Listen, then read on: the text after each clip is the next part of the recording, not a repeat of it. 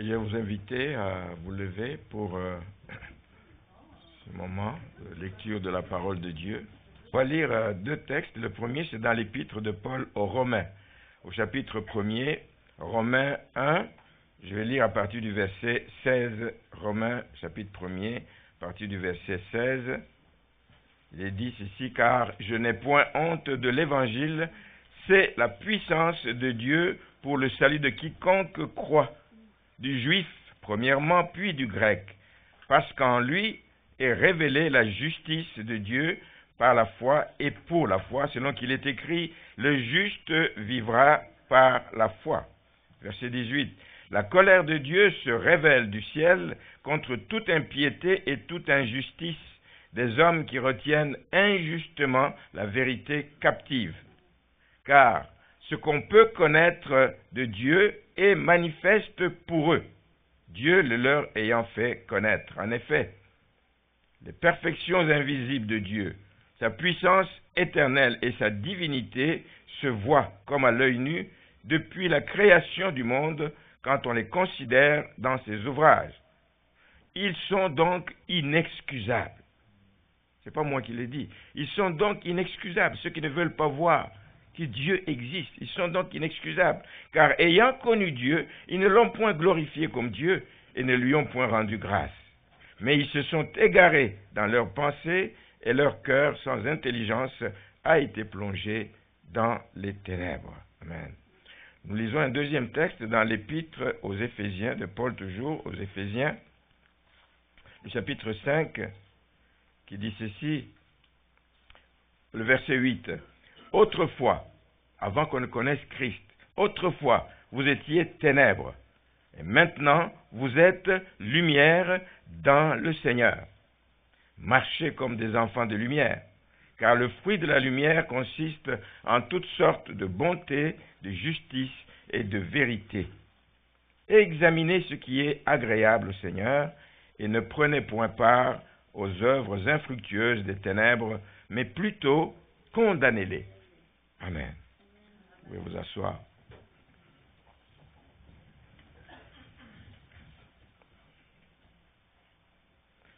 Il va être question ce matin de parler de la lumière de Dieu. Et le titre du message va être « Marcher dans la lumière ». Marcher dans la lumière. Marcher dans la lumière. C'est une nécessité pour les enfants de Dieu de marcher dans la lumière parce que nous vivons dans un monde plein de ténèbres. C'est une nécessité de marcher dans la lumière parce que nous savons que le Seigneur nous appelle à être la lumière du monde. Nous devons donc marcher dans la lumière. J'aimerais vous rappeler que la vie humaine est quelque chose est comparable à une marche. Nous marchons. Depuis la naissance, nous marchons vers un but. Nous marchons ensemble vers le paradis. La vie chrétienne est une marche, bien-aimée, qui débute le jour de notre naissance. Elle commence ce jour-là parce que nous sommes tous nés un jour, mais la vérité de la parole de Dieu, c'est que nous sommes nés dans le péché. Nous sommes tous nés pécheurs à cause du péché de nos aïeux, de nos premiers parents. Nous sommes nés dans le péché et nous avons grandi et pendant quelques années avant qu'on ne connaisse le Seigneur, nous avons continué à marcher dans les ténèbres de ce monde. Nous marchions vaille que vaille, nous marchions comme les gens du monde. On ne pouvait pas faire la différence tant qu'on n'avait pas fait la rencontre avec le Seigneur qui est venu tout changer. Il a changé la direction de notre vie, il a changé le but de notre vie. Nous savons que maintenant nous avons un but, c'est marcher en allant vers sa rencontre et un jour nous le verrons face en face. Dès lors que nous l'avons rencontré, Dieu nous a ouvert les yeux spirituels. Dieu nous a ouvert les yeux, on était des aveugles. Il nous a ouvert les yeux spirituels et il nous a révélé notre véritable état. Nous nous sommes vus indignes à un moment donné. Pendant longtemps, on croyait, je peux, je suis. Mais à un moment donné, on s'est vu indignes de prétendre à quoi que ce soit auprès de Dieu. Mais Dieu est amour. Amen. Dieu est amour. Il ne nous a pas créés pour nous lâcher, nous abandonner. Dieu nous a créés pour un but, c'est pour que nous passions l'éternité avec lui. Et il a fait tout ce qu'il fallait pour que, alors que nous étions perdus, alors que nous étions égarés, alors que nous étions éloignés de lui, il a tout fait pour nous ramener en envoyant son Fils Jésus-Christ. Nous avons beaucoup chanté l'œuvre de la croix. Nous avons beaucoup chanté l'impact de l'œuvre de la croix, l'impact du sang de Jésus qui a coulé à la croix, l'impact des souffrances de Jésus-Christ qui ont fait toute la différence dans notre vie. Dieu ne nous a pas laissés aller nous promener comme ça dans un monde plein de ténèbres et il nous a mis à part. Et nous avons entendu son appel et nous avons répondu à son appel et nous avons pris la décision de changer de camp. Amen. Nous avons quitté le camp de l'ennemi pour aller dans le camp du Seigneur. Nous avons quitté le camp du péché pour aller vivre dans une vie de sanctification continuelle. C'est une vie de sanctification continuelle à laquelle le Seigneur nous appelle. Et nous sommes passés des ténèbres à la lumière. Gloire à Dieu pour ce choix salutaire que nous avons fait. Beaucoup d'autres ne l'ont pas encore fait, mais nous sommes heureux, nous qui avons fait ce choix, de suivre Jésus-Christ, parce que nous savons que si on ne suit pas Jésus-Christ, on va vers la perdition. On va vers la perdition. Mais nous avons fait un choix judicieux de dire oui Seigneur. Même si je ne comprends pas tout, mais je dis oui à ton appel. Et je vais te suivre, et je vais marcher à ta suite, et je vais m'accrocher à toi, et je vais m'attacher à toi, et je vais m'attacher à tes commandements, à ce que tu me commandes, pour que je demeure toujours fidèle tout au long de ma vie. La Bible nous dit, c'est dans le livre d'Ecclésiaste, que la fin d'une chose vaut mieux que son commencement. C'est toujours bien de bien commencer. Je donne ma vie au Seigneur, c'est un jour de joie, amen, et on est heureux de devenir enfant de Dieu, on est heureux d'entrer dans la famille de Dieu, mais c'est la fin qui est importante. Nous assurer que nous allons tenir ferme jusqu'à la fin. Ça veut dire que pour bien terminer notre marche sur la terre, et si nous voulons tirer le meilleur profit de notre passage sur terre et d'avoir connu Christ, ben nous devons continuellement, c'est la condition, nous devons continuellement marcher dans la lumière. Alors, j'aimerais ce matin aborder ce sujet, mais en le partageant en 3 points. Je vais parler de Jésus est venu. Lui, il est venu d'abord comme la lumière des nations. Nous ne sommes pas devenus lumière comme ça par hasard, nous sommes venus lumière parce que nous avons suivi Jésus-Christ et en lui, sa lumière brille en nous et nous sommes la lumière du monde. Jésus est venu comme la lumière des nations. Deuxièmement, un chrétien est appelé à une vie de combat. La marche chrétienne, c'est un combat de tous les jours, de tous les instants. Ceux qui ignorent ça croient que la vie chrétienne est facile, ils se trompent. Un chrétien est appelé à une vie de combat. Nous sommes des combattants, pas dans le sens usuel ici où, en tout cas, nous sommes des combattants.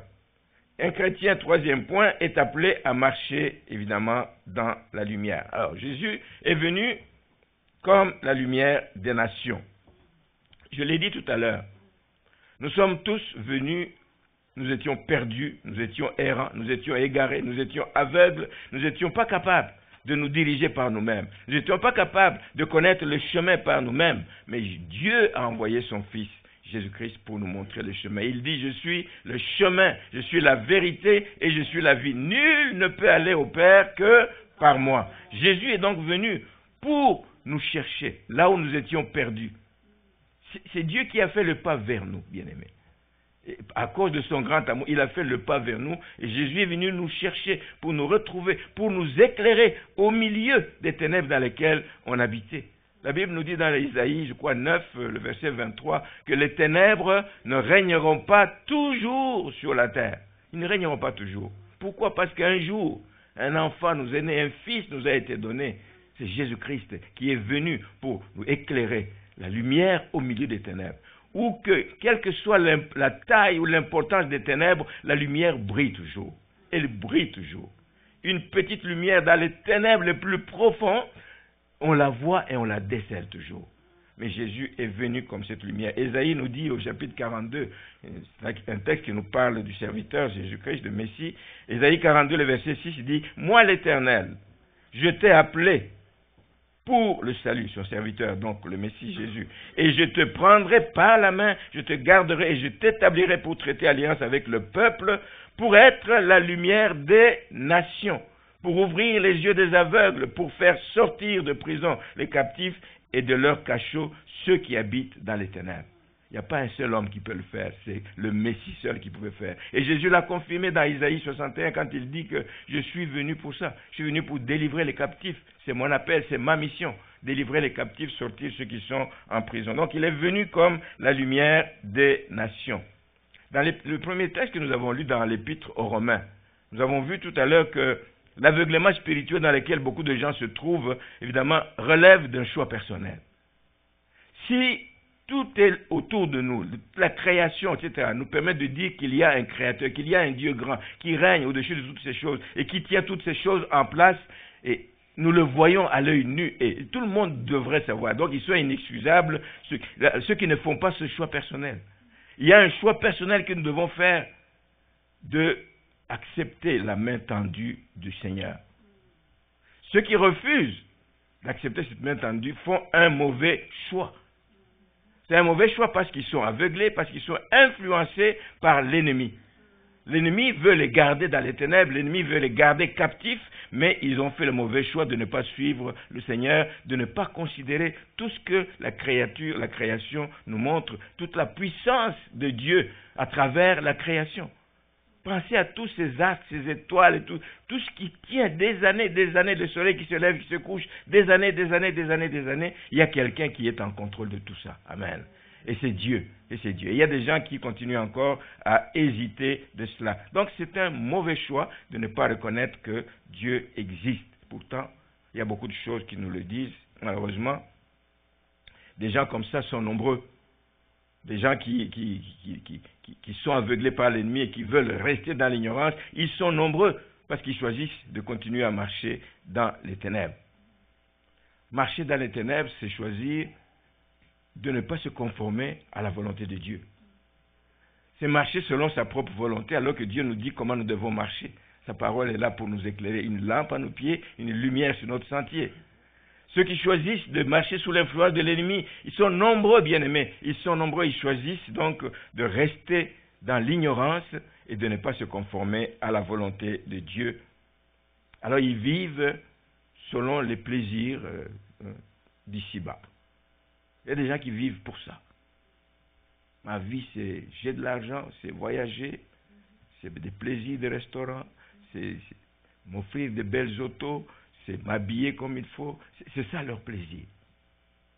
Pas d'avenir, pas d'espérance, pas de perspective plus lointaine, mais tout s'arrête ici-bas, les plaisirs d'ici-bas.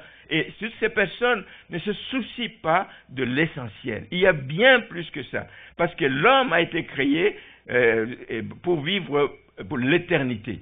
Pour l'éternité. La vie ne s'arrête pas ici-bas. Nous vivrons pour l'éternité, mais ça dépend de quelle éternité. L'éternité avec Dieu ou l'éternité sans Dieu. Alors ils choisissent de ne pas se conformer à la volonté de Dieu, mais de vivre selon leur propre plaisir, sans se poser la question de savoir où ils vont passer leur éternité. Et ils sont inexcusables pour ça, parce qu'ils ne se soucient que de cette vie passagère ici-bas. Qu'est-ce que ça fait 80 ans, 90 ans, même 100 ans ici sur terre par rapport à toute l'éternité qui nous attend? C'est rien du tout. Tu te soucies des quelques années que tu vas passer sur terre, mais tu ne penses pas à où tu vas passer ton éternité. Que le Seigneur nous aide vraiment à demeurer et à aider ceux qui autour de nous ne connaissent pas donc la vérité. Tout autour de nous, bien-aimés, nous rappelle que nous ne sommes pas éternels sur terre. Quand nous parlons aujourd'hui de la maman de Nadine qui est partie, c'est chaque jour que vous entendez des nouvelles comme ça.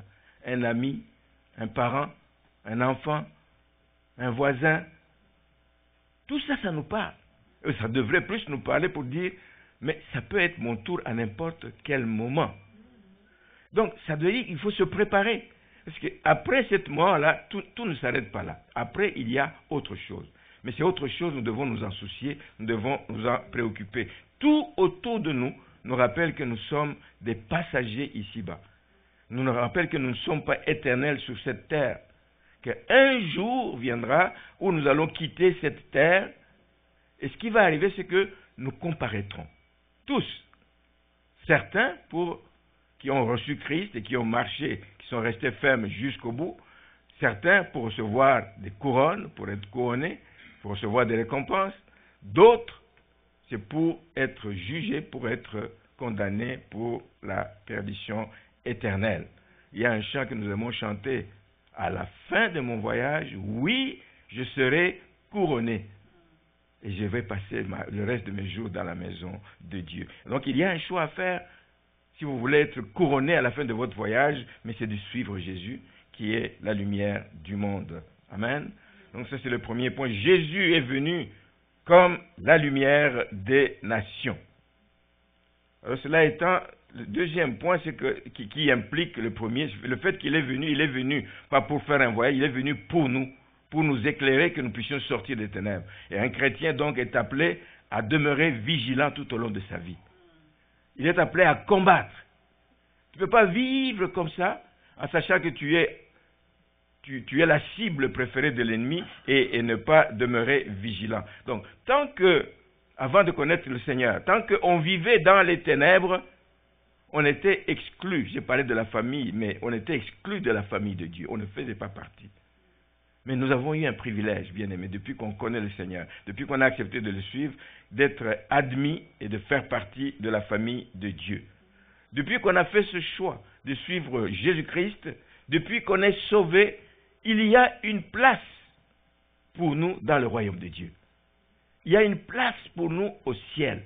Il y a une place que Jésus est allé. Il faut que je m'en aille pour qu'il envoie le Saint-Esprit. Mais il faut que je m'en aille. Je vais vous préparer une place où vous viendrez, vous me rejoindrez et nous passerons l'éternité ensemble. Donc il y a une place où nous passerons l'éternité avec le Seigneur. Alléluia. Merci Seigneur. Merci Seigneur. En attendant, notre vie sur terre est une longue marche. Je reviens. En attendant que nous puissions aller à la rencontre du Seigneur, notre vie ici sur terre est une longue marche durant laquelle nous apprenons. Chaque jour, nous apprenons. Comme des filles et les fils de Dieu. Nous apprenons quoi? Nous apprenons à lui être agréable. Ce n'est pas facile. Hier, je parlais avec quelqu'un qui me disait, c'est étonnant de voir comment les enfants aujourd'hui ne savent pas dire merci. Il dit, mais c'est incroyable. Même quand on leur demande de le faire, vis-à-vis de quelqu'un qui a rendu un bon service, il y a des enfants qui sont incapables de dire merci. Moi, je me dis, mais comment est-ce qu'ils ont été élevés? Nous aussi, nous devons apprendre à dire merci au Seigneur. Nous devons apprendre à lui être agréable. C'est une façon aussi de lui dire merci. Lui être agréable en faisant sa volonté dans notre vie. Des enfants qui grandissent, ne savent pas dire merci. Et la personne qui me disait ça, il dit, mais moi, j'ai vu ça, je commence à préparer ma petite, la fille de sa fille, et sa petite fille prépare, elle lui dit merci. Quand je te donne quelque chose, tu dis merci. Mais l'enfant est tellement jeune que quand tu donnes quelque chose, il dit merci. Elle l'a appris, elle le fait à tout bout de champ. Mais seulement quand elle-même ramasse quelque chose pour venir donner, elle dit merci. On a ri hier, justement, quand il me parlait de ça. Nous devons apprendre à dire merci. Dieu aime quand les enfants reconnaissent ce qu'il fait de bon pour eux, etc. Donc, nous devons être capables de lui être agréables. Nous devons être capables de faire sa volonté. Nous devons être capables de combattre pour la foi. Notre combat, c'est un combat de la foi parce que à la fin des temps, à cause de l'apostasie, à cause des tribulations, il y a beaucoup de gens qui vont abandonner la foi. À cause des faux enseignements qui existent, il y a des gens qui vont abandonner la foi, qui vont quitter le droit chemin pour embrasser n'importe quoi qui s'offre parce que ça paraît bien, ça dit bien, etc. Mais nous devons combattre pour la foi, pour garder la foi.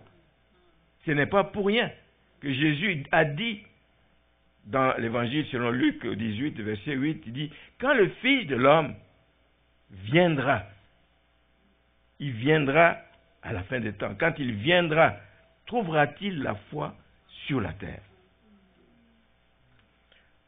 Si je pose la question ici, tout le monde est prêt à me dire, j'ai la foi. Mais quel genre de foi? Une foi ferme? Mais une foi branlante? Où tu te poses même des fois la question, si tu as la foi, tu dis, mais des fois tu te poses des questions, vraiment, est-ce que Dieu existe? Parce que je ne vois même pas sa main dans ma vie, etc. Non.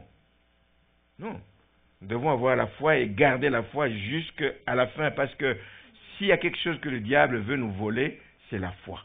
Quand il t'a volé la foi, tu es comme un papillon là. Tu ne tiens plus sur rien du tout là. Il peut t'amener où il veut, etc. Et donc, veillez sur garder notre foi. C'est pour ça que Paul l'exhorte à plusieurs reprises. Il exhorte Timothée. Il dit à combattre le bon combat de la foi. Nous combattons pour beaucoup de choses, mais le vrai combat, c'est le combat de la foi. Combat le bon combat de la foi. Parce que sans la foi, tu ne peux pas résister aux manœuvres de l'ennemi.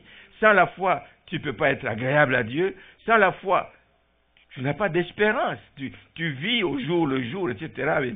Non, sans la foi, tu ne peux pas être agréable à Dieu. Il n'y a pas que Paul qui en parle. Jude aussi. Il s'adresse aux chrétiens. Et qu'il appelle d'ailleurs ceux qui sont appelés. Il s'adresse à ceux qui ont été appelés. C'est dans l'épître de Jude. Ceux qui ont été appelés, ceux qui ont été aimés en Dieu le Père et qui sont gardés pour Jésus-Christ. Il s'adresse à eux en disant ceci au verset 3. Bien-aimés, vous qui êtes appelés, vous qui êtes aimés et gardés, comme je désirais vivement vous écrire au sujet de notre salut commun, je me suis senti obligé de vous envoyer cette lettre pour vous exhorter à combattre pour la foi. Le salut, c'est bien. C'est un acquis dès lors que nous nous sommes repentis, que nous avons donné notre vie au Seigneur. C'est acquis, mais il faut combattre pour garder la foi en Jésus-Christ. Il y aura beaucoup de choses, il y aura des turbulences, il y aura des épreuves qui viendront nous bousculer dans la foi, mais nous devons combattre pour garder la foi. Cette foi qui a été transmise au sein une fois pour toutes. Il ajoute, car il s'est glissé parmi vous certains hommes dont la condamnation est écrite depuis longtemps. Il les traite des impies, des gens qui changent la grâce de notre Dieu en dérèglement, des gens qui renient notre seul Maître et Seigneur, Jésus-Christ. Et ça s'en vient là. On l'entend déjà aujourd'hui. Et ça s'en vient où Jésus-Christ va être rejeté par plusieurs à cause des faux enseignements. Il dit, je veux vous rappeler au verset 5, à vous qui savez fort bien toutes ces choses, que le Seigneur, après avoir sauvé le peuple et l'avoir tiré du pays d'Égypte, c'est les Hébreux, comment Dieu les a sortis du pays d'Égypte, il fit ensuite périr les incrédules, ceux qui n'avaient pas gardé la foi. La vie chrétienne, bien-aimée, n'est pas une vie de tout repos, je l'ai dit, c'est une vie de combat. Et pourquoi est-ce qu'il faut combattre? Parce que nous avons un ennemi. On ne combat pas contre le vent comme ça, on combat parce que nous avons un ennemi qui ne veut pas qu'on marche selon la volonté de Dieu.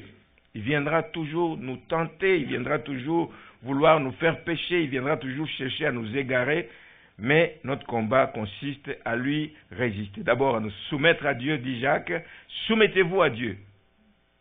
Soumettez-vous à Dieu, résistez au diable et il fuira loin de vous. C'est ça notre combat. Nous soumettre à Dieu. Parce que ce n'est pas facile. On est des êtres qui voulons faire chacun notre volonté. On ne veut pas toujours être soumis. On ne veut pas dire oui Seigneur, oui Seigneur, oui Seigneur. Pourtant c'est ce qui doit être fait. Ce qu'il nous demande de faire, nous devons le faire. Nous disons oui Seigneur. Et nous devons nous soumettre d'abord à Dieu et ensuite nous résisterons à l'ennemi et là il va fuir loin de nous. Notre combat consiste aussi à rester attaché à la parole de Dieu, bien-aimé. Il y a un passage, je ne l'ai pas en tête, qui dit que la parole de Dieu, quand on l'a, on doit s'en réjouir. Se réjouir d'avoir la parole de Dieu, se réjouir de méditer la parole de Dieu, parce que quand on l'a, on doit se réjouir comme quelqu'un qui a trouvé le butin. Et quelqu'un qui a trouvé le butin, il garde précieusement le butin pour qu'on ne lui vole pas, parce que c'est un trésor pour lui, et nous devons avoir la parole de Dieu comme quelqu'un qui a trouvé un butin dans sa vie. Aimer la parole de Dieu, aimer à la méditer, elle est une nourriture spirituelle, ça nourrit notre foi. La parole vient, la foi vient de ce qu'on entend, et ce qu'on entend vient de la parole de Dieu. Alors cette foi, combattre pour la foi, c'est en la nourrissant par la parole de Dieu. Il faut aimer la parole de Dieu comme un butin. On a trouvé un butin. Notre combat consiste aussi à rester vigilant, à rester ferme pour ne pas être influencés par ces impies dont il parle ici, par les faux docteurs, par les faux enseignants. Nous allons vivre à présent des apostats, des gens qui renient que Dieu n'existait pas ou qui renient la foi, etc. en Dieu. Nous allons la voir. Donc il faut rester vigilant, il faut rester ferme. Il faut rester ferme. J'aime souvent donner cette comparaison avec les gens de Béret. Il y a tellement d'enseignants aujourd'hui dans le monde, sur Internet. Il y a tellement d'enseignants. Allez, dites-moi comment vous allez savoir, il parle bien, il paraît bien, il est éloquent, c'est un beau monsieur ou une belle madame, je ne sais pas. Mais il dit, ouais, ça a du sens ce qu'il dit. Oui, mais ça a du sens. Mais est-ce que ça a du sens par rapport à la parole de Dieu? Donc, toujours nous référer à la parole de Dieu. Quelque chose que tu n'es pas sûr, tu l'entends, tu dis, non. J'ai déjà été avec une sœur de l'église dans une réunion chez un pasteur respecté, un homme qui connaît la doctrine et tout. Il avait donné un enseignement, il avait parlé de quelque chose, je ne me souviens pas trop de quoi, et puis la sœur m'est venue me voir et me dit, mais moi, c'est la première fois que j'entends parler de ça. Elle doit être ici, elle doit se reconnaître. On était à Chambly une fois, et la sœur est venue me demander, il dit, mais moi, je n'ai jamais entendu ce type d'enseignement. Je dis, il va falloir qu'on fouille. Il va falloir qu'on fouille dans la parole de Dieu pour savoir. Mais, donc, il y aura des faux docteurs, il y aura des apostats qui vont renier la foi et qui risquent de nous influencer en mal. Notre combat consiste aussi, bien aimé, à ne pas paniquer. Ne pas paniquer lorsque, sur notre marche, tout au long de notre marche, lorsque nous rencontrons des tempêtes, lorsque nous rencontrons des difficultés de parcours. Les tempêtes peuvent être de toutes sortes, ça peut être la maladie, ça peut être une situation économique difficile, mais nous devons juste savoir, penser à l'histoire des traversées des apôtres quand ils traversaient pour aller de l'autre côté de la rive. Jésus était avec eux dans la barque, mais ils ont paniqué parce que les flots, etc., envahissaient le bateau risquait de couler. Mais nous ne devons pas paniquer en sachant que Jésus est avec nous. Et les disciples ont reconnu, justement, quand il est venu, il a calmé le vent et tout. Il dit, oh, qui est-il, celui-ci à qui les vents et les flots de la mer obéissent? Juste un mot de sa part, ça s'arrête. Il est le même. Il est le même. Il n'a pas été ce Jésus qui calmait les vents et les tempêtes à l'époque, mais aujourd'hui encore, il est capable de calmer les tempêtes dans la vie des enfants de Dieu. Qui est celui à qui le vent et l'eau obéissent? Et sa promesse, elle ne change pas quand il dit, voici, je suis avec vous tous les jours jusqu'à la fin des temps. Ayons foi en lui. Ayons foi en lui, bien-aimés. Ses promesses sont oui et amen. Parce qu'il va veiller sur ce qu'il a promis pour que ces choses s'accomplissent. Notre combat, bien-aimé, consiste aussi à ne pas rejeter les avertissements. Oh, aïe. On n'aime pas être averti. On n'aime pas être averti. Quand c'est la police qui nous avertit, on n'a pas de choix, etc. Mais quand c'est un parent qui nous avertit, il dit, mais non, tu ne comprends rien, tu ne comprends pas. Les jeunes. Hein? Ne jamais rejeter les avertissements. Les avertissements sont utiles pour notre croissance, pour corriger les tirs, pour beaucoup de choses. Les avertissements sont utiles. Je dis, il ne faut pas seulement rejeter, mais il ne faut pas non plus minimiser, même pas minimiser les avertissements. Celui qui t'avertit, en général, c'est quelqu'un qui te veut du bien. Et Dieu nous veut du bien. Il y a beaucoup d'avertissements dans la parole de Dieu. Dieu nous veut du bien. Mais les gens n'aiment pas recevoir des avertissements, n'aiment pas accueillir les avertissements. Il y a une histoire. Je vais vous raconter une histoire. Je ne sais pas si elle est vraie, mais je pense que oui. Je pense que oui. C'est une histoire d'une cloche, une cloche d'alarme. Une cloche c'est un poète qui raconte ça, une cloche qui a été fixée quelque part sur la mer, sur un rocher dangereux.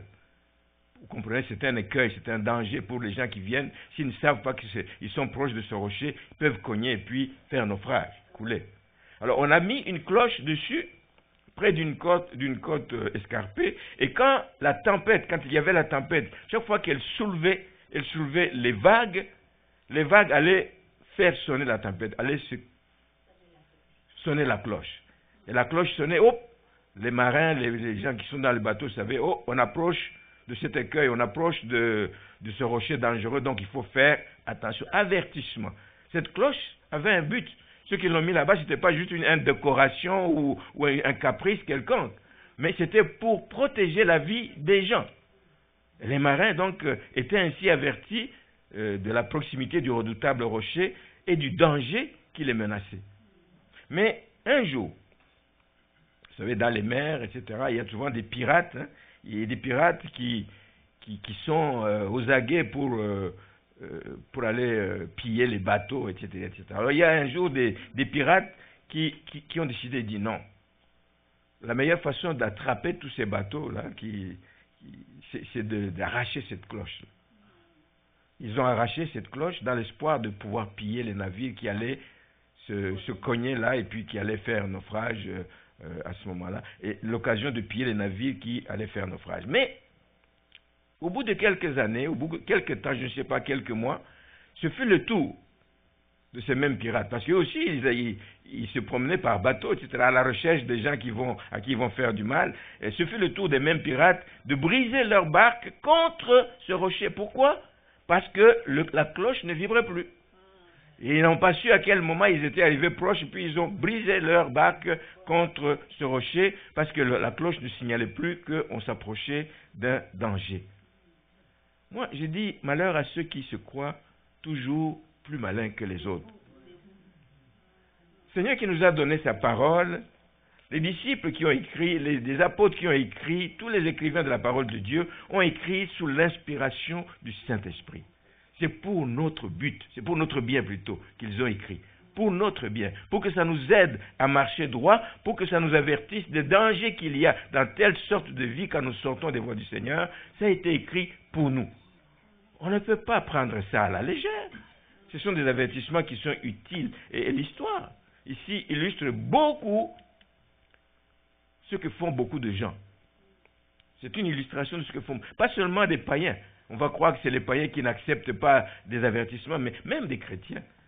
Des chrétiens, quand ils deviennent rétrogrades, quand ils sont refroidis, ils n'acceptent plus aucune remarque. Pourtant, c'est des gens qui connaissent la Bible, c'est des gens qui connaissent les versets de la Bible. Quand tu leur dis, c'est dire, oh, arrête, tu exagères, etc. Tu exagères.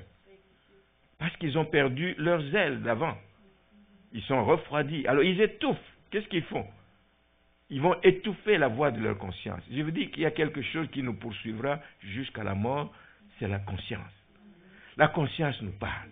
La conscience nous avertit. Le Saint-Esprit en nous parle. Il nous avertit continuellement. Mais ne prenons pas ça à la légère. S'il nous avertit, c'est parce qu'il sait qu'il y a un danger. Alors, des gens comme ça étouffent en eux la voix de leur conscience parce que ça les gêne. Ça les gêne. Et beaucoup de gens sont comme ça. Le Saint-Esprit leur parle. Le Saint-Esprit leur parle des dangers qu'ils courent. Le Saint-Esprit leur montre qu'ils doivent changer de vie, qu'ils doivent changer. Mais ils se croient plus malins que n'importe qui. Et puis ils disent, mais non. Ah, ils ne veulent rien entendre des avertissements de la part des serviteurs de Dieu non plus. Quand un serviteur de Dieu parle, il dit, oh, mais lui, là, c'est un religieux, là.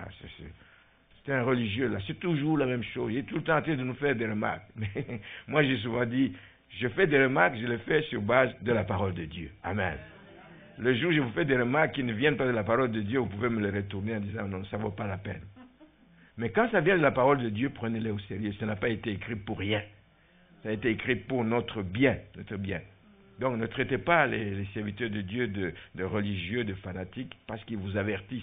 Vous risquez de connaître le sort là de ces pirates de mer.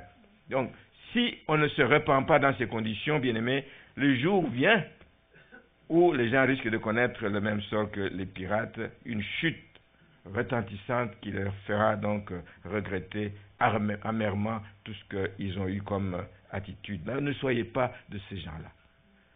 Si vous êtes là, c'est que vous n'êtes pas rétrograde. Merci Seigneur, j'espère. Si vous êtes là et vous êtes là régulièrement, je bénis le Seigneur pour ça. Mais ne soyez pas de ce monde. Ce n'est même pas une position, une situation à souhaiter. La bonne position, c'est d'être stable dans le Seigneur, c'est d'être ferme dans le Seigneur, c'est de combattre pour garder la foi. Tout ça pour dire quoi? Que la vie chrétienne exige beaucoup de discipline. Beaucoup de discipline si vous voulez persévérer. Sinon, vous allez faire 10 pas en avant, et puis vous lâchez, puis vous revenez en arrière, vous recommencez, un éternel recommencement, vous n'avancez pas. Il faut avancer, il faut persévérer et sortir vainqueur des combats auxquels un chrétien est exposé. Et ça, c'est possible. Les combats viendront, mais le Seigneur est celui qui nous donne la force. Le Seigneur est celui qui nous donne les moyens de nous en sortir. Nous sommes plus que vainqueurs par celui qui nous a aimés. Il est là pour nous soutenir dans ce combat. Nous ne sommes pas seuls. Nous sommes plus que vainqueurs. Il faut le croire que c'est possible. Troisième point et dernier point, c'est qu'un chrétien est appelé à marcher dans la lumière, ce qui est le titre du message. Qu'est-ce que ça veut dire, marcher dans la lumière? Est-ce que c'est marcher avec une lampe, en tenant une lampe qui nous éclaire? Non. Marcher dans la lumière, d'abord, c'est marcher. Il y a d'abord le fait de marcher qui est important. Parce que la vie chrétienne, c'est une marche en avant. Ce n'est pas une marche stationnaire. On ne fait pas du surplat dans la vie chrétienne. Dans la vie chrétienne, on avance. Dans la vie chrétienne, on grandit. Dans la vie chrétienne, on connaît la croissance. Dans la vie chrétienne, on doit grandir. On ne tourne pas en rond. Bien-aimé, on doit grandir spirituellement et on doit s'assurer qu'en grandissant, on porte des fruits dignes de la repentance, des fruits qui réjouissent le cœur de Dieu et des fruits qui réjouissent aussi nos bien-aimés autour de nous. Amen. Nous sommes les uns pour les autres. Plusieurs versets l'expliquent que nous devons marcher. Marcher dans la lumière, c'est d'abord pour moi marcher selon l'Esprit. Tu es éclairé par l'Esprit de Dieu, tu es éclairé, tu es conseillé par l'Esprit de Dieu. C'est lui qui te montre le chemin à suivre. C'est marcher selon l'Esprit. Et Paul précise dans Galates 5 ce que ça veut dire. Je dis donc, Galates 5, verset 16, je dis donc, marchez selon l'Esprit et vous n'accomplirez pas les désirs de la chair. Car la chair a des désirs contraires à ceux de l'esprit et l'esprit en a de contraires à ceux de la chair. Ils sont opposés entre eux afin que vous ne fassiez point ce que vous voudriez. Je l'ai dit dernièrement ici, la chair ne doit pas nous contrôler, c'est nous qui devons la contrôler. Amen. Sinon, il va nous amener toujours à faire des mauvaises choses, etc., qui sont à l'encontre de la volonté de Dieu. C'est marcher en se laissant guider par l'esprit. Ça, c'est marcher dans la lumière. Le Saint-Esprit est mon conseiller. Le Saint-Esprit est celui qui m'éclaire. C'est celui que je consulte pour savoir, vais-je à droite, vais-je à gauche. Je marche selon ce que l'Esprit de Dieu me dit et je me laisse guider par lui. Marcher dans la lumière, c'est marcher d'une manière digne de l'appel qu'il y a sur notre vie. Nous avons lu un texte tout à l'heure qui dit, où Jude s'adressait à ceux qui ont été appelés. Nous avons été appelés à faire quoi? Il y a un but pour notre vie. Il y a une vocation pour notre vie. Le Seigneur nous a appelés à le servir, à l'honorer, à être ses témoins, etc. Il y a un appel sur notre vie. Et il faut pouvoir marcher et être digne de l'appel qu'il y a sur notre vie. Paul dit ceci aux Éphésiens, chapitre 4. Éphésiens 4, verset 1er. Je vous exhorte donc, moi le prisonnier dans le Seigneur, à marcher d'une manière digne de la vocation qui vous a été adressée. Et il l'explique dans les versets qui suivent. D'abord, il explique que marcher d'une manière digne de la vocation, c'est marcher en toute humilité. L'humilité est une vertu importante dans la vie des enfants de Dieu. Jésus-Christ nous en a donné l'exemple. Il est venu dans toute humilité. Lui qui était fils de Dieu, lui qui était Dieu, il est venu en toute humilité. Il a accepté d'être humilié pour accomplir la mission que le Seigneur lui avait confiée. Donc, marcher d'une manière digne de l'appel, c'est marcher en toute humilité. C'est marcher avec douceur. La douceur dans notre langage, la douceur dans notre attitude vis-à-vis des autres. C'est important. Tu ne peux pas aider quelqu'un sur qui tu tapes continuellement. Tu tapes. Il faut de la douceur dans la manière dont nous approchons les autres. Il faut marcher avec patience. Et vous supportant les uns les autres avec amour. Êtes-vous patient quand un frère a dit quelque chose de travers? Êtes-vous patient quand un frère est là à comprendre des choses? Êtes-vous patient? Continuez-vous à prier et à conseiller le frère? Soyez patients, mais avec amour. Aimons-nous les uns les autres. Et vous efforçant de conserver l'unité de l'esprit par le lien de la paix. J'ai commencé le culte en parlant de l'unité. L'unité de l'Église. J'ai pris l'exemple là de ces écailles d'un crocodile. Comment ils sont soudés les uns les autres. L'unité est importante pour qu'il y ait la paix. Si on s'accroche les uns les autres, si on se picosse les uns les autres continuellement, il n'y aura pas de paix. Mais il faut que nous puissions donc travailler pour que la paix règne. Donc, une marche de manière digne de notre appel, c'est une façon de marcher marcher de manière à avoir un impact certain, un impact positif partout où nous passons. Tu passes dans une église quelques années, tu t'en vas, pars bien. Pars bien. Tu auras laissé un impact. On se souviendra de toi. Oh, ce frère qui priait bien, ce frère qui chantait bien, ce frère qui faisait ceci bien. Laisse un impact positif. Quand tu passes, parce que c'est l'appel que nous avons sur notre vie, de marcher donc de manière à laisser un impact. Marcher dans la lumière, c'est aussi marcher de progrès en progrès. Comme je dis, la vie chrétienne, c'est pour avancer, parce qu'il y a un but. Je cours.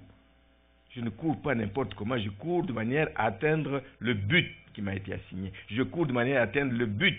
Je cours de manière à ce que je puisse avoir la couronne qui m'attend. Jésus m'attend. Un jour, il me donnera cette couronne. Merci Seigneur. C'est courir, donc c'est marcher de progrès en progrès, toujours avancer vers le but.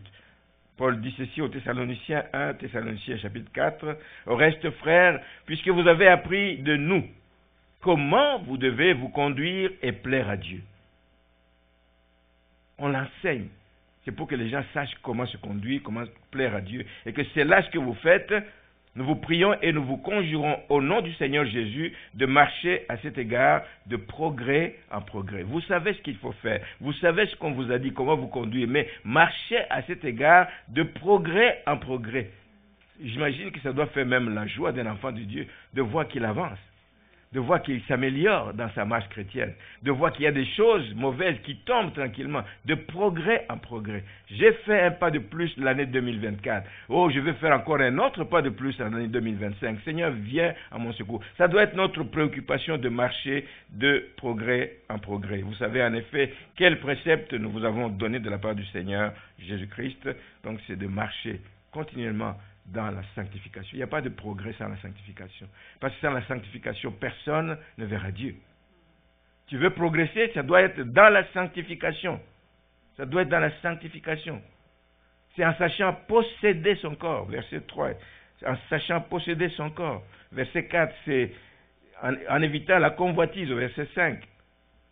Toutes ces choses-là, toutes ces choses sur lesquelles nous devons veiller, éviter la fraude et la cupidité dans les affaires. Ça tombe bien, je le dis souvent pendant cette période où de déclarer les impôts, c'est le temps de nous exhorter les uns les autres pour ne pas faire n'importe quoi, parce que les gens le font. Non. Marchez dans la droiture. Le Seigneur connaît tout. Le gouvernement peut ne pas voir, mais le Seigneur connaît tout. Amen.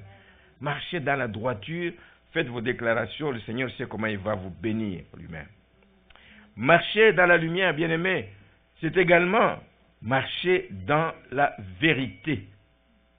Marcher dans la vérité, comme on l'a appris au commencement. C'est ce que nous venons de lire. Jésus est la vérité, et la vérité, elle est la même, elle ne change pas. Je suis le chemin, la vérité, la vie. Jésus est la vérité. Nous devons marcher selon la vérité, selon ce que le Seigneur nous donne. 2 Jean, c'est un seul chapitre, le verset 4. J'ai été fort réjoui de trouver quelques-uns de tes enfants qui marchent. C'est l'apôtre Jean qui parle. Ça peut être soit à une église, soit à une maman. Hein. J'ai été fort réjoui de trouver quelques-uns de tes enfants qui marchent dans la vérité selon le commandement que nous avons reçu du Père. Et maintenant, ce que je te demande, Kyria. Kyria, c'est peut-être le nom d'une maman, ou c'est le nom d'une église, ou on ne sait pas. Non comme te prescrivant un commandement. Ce n'est pas que je te prescris un commandement nouveau, mais je te rappelle celui que nous avons eu dès le commencement. Quel est ce commandement? Qu'est-ce qu'il dit? Il dit, c'est que nous nous aimions les uns les autres. Nous nous aimions les uns les autres. En effet, celui qui dit qu'il est dans la lumière et qui est son frère, c'est pas qu'il est dans la lumière, ça veut dire qu'il est dans les ténèbres. Et celui qui aime son frère demeure dans la lumière et aucune occasion de chute n'est en lui. Amen. Ça veut dire que, j'extrapole, je vais plus loin, j'encourage, comme enfant de Dieu, à ne jamais avoir un visage double, une face double. En face d'un frère, tu es gentil, c'est des bons mots. Derrière, quand tu tournes le dos, c'est d'autres choses que tu dis sur la personne. C'est de l'hypocrisie. Qu'il n'y ait pas d'hypocrisie au milieu de nous. Amen. Qu'il n'y ait pas d'hypocrisie. Mais n'ayons jamais de face double, de face cachée, et évitons toute hypocrisie. En résumé, et c'est là que je termine, marcher dans la lumière, c'est important parce que ça nous permet de persévérer dans la foi, de rester ferme dans la foi. C'est ce qui fait la joie de notre salut. C'est ce qui fait la joie de notre salut. La joie de notre salut ne doit pas être une joie de courte durée. J'ai lu tout à l'heure un texte, c'est dans Jude, je crois. Oui, dans Jude, j'ai lu le verset 5 dit, « Je veux vous rappeler, à vous qui savez fort bien toutes ces choses, que le Seigneur, après avoir sauvé le peuple et l'avoir tiré du pays d'Égypte, fit ensuite périr les incrédules. » Ça parle du peuple des Hébreux, de la manière dont ils sont sortis d'Égypte. Ils sont tous sortis avec joie. Mais nous savons que tous ne sont pas rentrés en Canaan. La Bible nous dit que de tous ceux qui étaient sortis, tous les hommes sur pied, les hommes, les fantassins, les hommes qui pouvaient combattre, il y en avait 600 000. Et sur les 600 000, seulement 2 sont entrés dans la terre promise, Josué et Caleb. Jude a parlé des Hébreux comme des gens qui ont éprouvé la joie de sortir de l'esclavage. Oui, ils ont éprouvé la joie de sortir de l'esclavage. Ils dansaient, ils chantaient, ils bénissaient le nom du Seigneur, mais leur joie a été de courte durée. Elle a été de courte durée. Pourquoi? Parce qu'ils n'ont pas persévéré dans la foi. Parce qu'ils n'ont pas marché dans la lumière.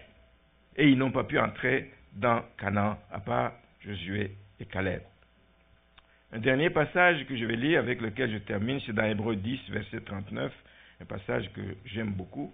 Nous qui avons entendu ce message ce matin, nous qui marchons avec crainte et tremblement devant le Seigneur, nous qui connaissons le prix qui a été payé pour nous racheter de nos vaines manières de vivre, nous qui faisons partie de la famille des enfants de Dieu, nous qui sommes éclairés, nous qui avons le Saint-Esprit en nous qui nous dirige et qui nous montre le chemin à suivre et qui nous donne tous les conseils qu'il faut pour que nous puissions aller jusqu'au but, nous ne sommes pas de ceux qui se retirent pour se perdre.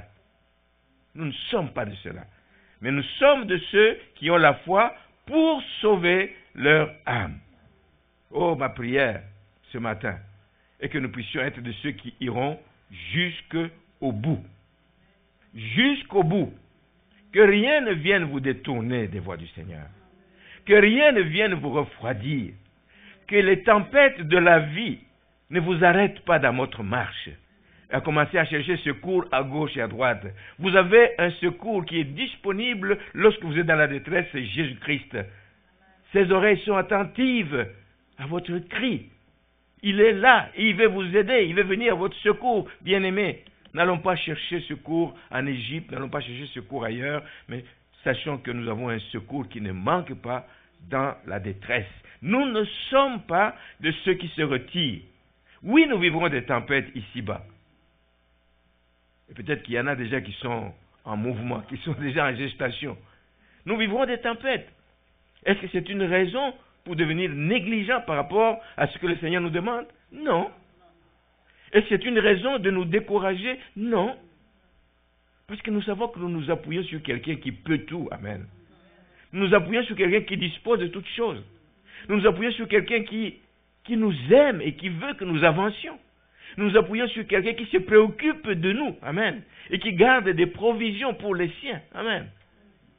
J'aime dire qu'il a des corbeaux encore en abondance qu'il peut envoyer à gauche et à droite, partout où on en aura besoin. Il y a encore des corbeaux qu'il va commander d'envoyer comme il l'a fait pour Élie. Nous ne pouvons pas devenir négligents à cause des tempêtes qu'il y a dans la vie. Nous ne pouvons pas abandonner notre marche à cause des tempêtes qu'il y a dans la vie. Persévérons et persévérons jusqu'à la fin. Si vous persévérez, alors là, vous allez être en bonne santé spirituelle. Et vous allez être en bonne santé spirituelle, vous allez pouvoir garder la foi et vous allez pouvoir donc obéir à Dieu et votre lumière va continuer à briller au milieu des ténèbres. Et le monde a besoin de vrais témoins de Christ qui sont des lumières. Des lumières. Tu es dans ton travail, comme disait un chef, disait à quelqu'un, il dit, moi, je peux ne pas être là, mais j'ai confiance. Quand X est là. Je peux ne pas être absent, mais quand il est là, dans mon département, je suis tranquille. Et je voudrais que dans votre travail, qu'il en soit ainsi. Que votre chef, que vos collègues se disent, je suis en paix de travailler avec cette personne. Je suis dans la joie de travailler avec telle personne. Je ne me sens jamais bousculé avec cette personne. Je me sens en paix avec cette personne. Et me produit la joie et me donne l'énergie. Et me donne même le goût de suivre Jésus-Christ. C'est ça le but des témoins de Christ.